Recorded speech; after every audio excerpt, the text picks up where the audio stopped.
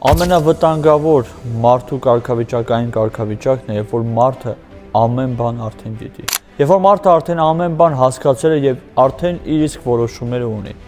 Երբ որ մարդը արդեն հասկանալով ամեն բան խորը հիասթափություն ապրել եւ արդեն տեսնում է իր շրջապատում կատարվող շատ ծանր իրավիճակները։ Նման տեսակի մարդիկ հեռանում են լուր, շատ անգամ փոխելով իրենց որոշումները, շատ անգամ փոխելով իրենց դիրքը,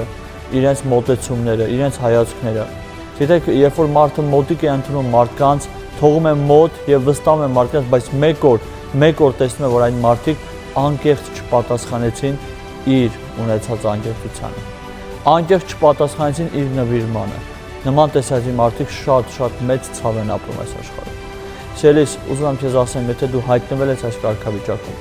եթե դու մեկ օր բացահայտել ես, որ քո շրջապատում այնքան էլ ամեն բան անկեղծ չի եղել, մի կոտրվի այս կյանքում, մի կոտրվի, մի առանձնացի, մի թաքնվի, որովհետև քո սիրտը բացել ես մարդկանց առաջ, հույսը տվել ես մարդկանց, հավատքը տվել ես նրանց, սերը տվել ես նրանց, բայց մեկ օր ձախողվել ես, մարդը անհաստատ զգացմունքներ ունի այս աշխարհում։ Այսօր ես քեզ ուզում եմ հրավիրեմ մի աղոթքի, որ այս աղոթքով մոտենաս ավելի Տիրոջը, Հիսուս Քրիստոսին, ում վստահելով դու կյանքում երբեք հիասթափություն չես ապրելու, ում վստահելով սիրտը տալով դու երբեք չես ունենա ձախողումներ այս աշխարհում, այլ ընդհակառակը ուրախություն եւ խաղաղություն կունենաս։ Ուզում եմ քեզ համար աղոթեմ, որ քո կոտրվածությունը անցնի։